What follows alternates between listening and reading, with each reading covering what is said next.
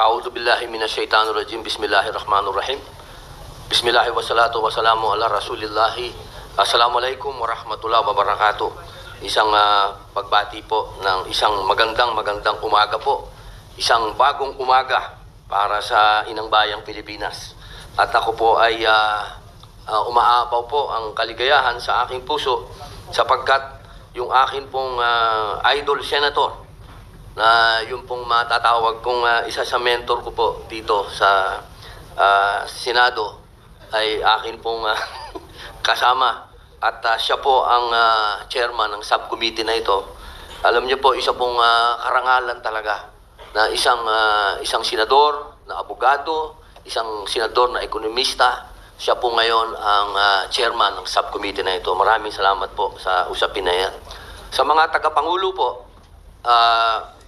dadating naman po ang ating Ginoong Pangulo. Babanggitin ko na rin po siya. Maraming salamat sa aming Ginoong Pangulo, Senator Vic Zubiri, sapagkat siya po ang namuno sa hakbangin na ito na maamendahan ang economic provision sa saligang batas. Ako po ay sumasaludo sa aming Ginoong Pangulo.